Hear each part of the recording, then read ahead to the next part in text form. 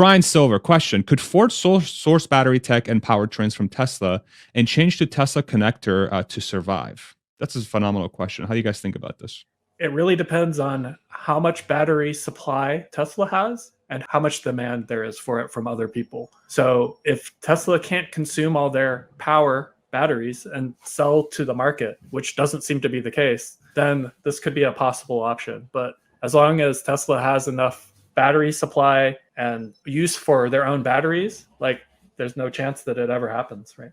I would take it a little bit of a different direction with that. As far as now, batteries, yes. Battery tech is a little bit different. That, there is potential down the line for other battery manufacturers and potentially even in conjunction with OEMs to license Tesla's manufacturing process for batteries so that they can produce 4680s with a dry battery electrode manufacturing process so that they can ramp up their supply chain faster and easier. And so there might be some potential there.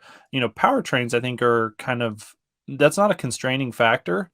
And so whether it was licensing powertrain designs or potentially even purchasing powertrains, potentially, but I don't think that is something that the legacy companies don't feel like they can do on their own either. So I don't know that that's super likely. I don't think they would source anything that could be reverse engineered because I don't think they'd want to give away their technology. So if their powertrains have some exceptional ability as opposed to any other powertrains, I don't think they'd provide them. They wouldn't want Ford to basically tear apart their powertrain, figure out how to make it, and then they've kind of shot themselves in the foot.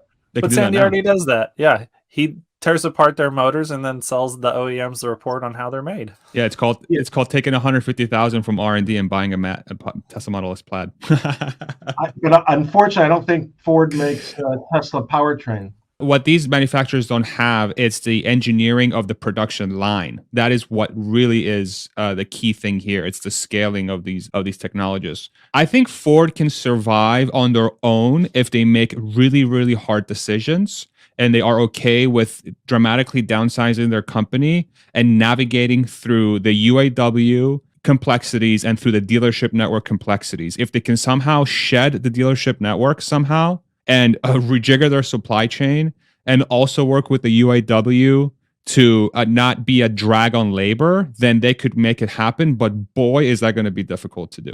It's going to be extremely difficult. But Jim so far has proven himself to be, I think, a leader that knows what he needs to do. Let's see if he can actually do it. Shout out, Jim.